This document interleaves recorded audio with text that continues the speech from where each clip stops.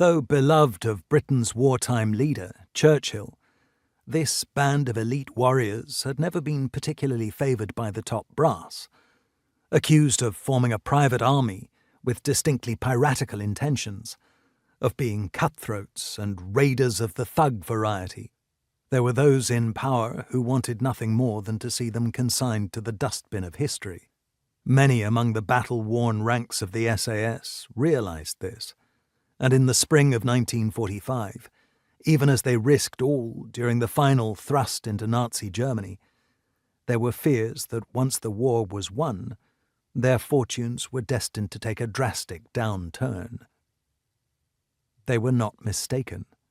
Just a matter of weeks after the final surrender of Germany and Japan, the SAS would be summarily disbanded, apart from a small, top-secret war criminal hunting unit, which became known as the Secret Hunters. Of course, all among the ranks of the SAS were volunteers. Upon disbandment, with little fanfare or due process, these men who had served for so long on repeated back-to-back missions behind enemy lines were returned to their original units, or for those who could not face such a fate, they were to be turned loose on Civvy Street to fend for themselves.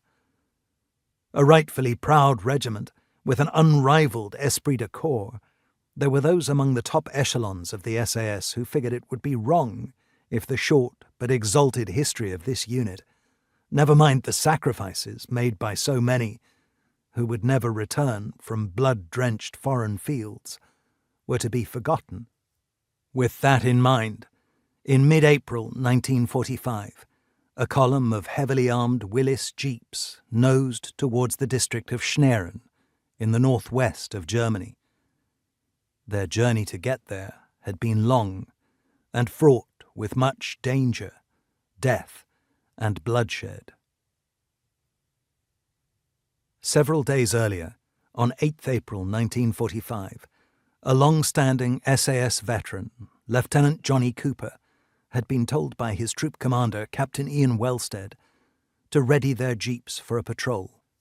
They were there serving on Operation Archway, as A and D Squadron 1 SAS spearheaded the drive into Germany and the push across the Rhine and Weser rivers, the culmination of many years at war. There were reports that troops up ahead had run into trouble, where the road cut through a patch of thick, hillocky woodland known as the Grinderwald. Wellstead had been tasked to investigate.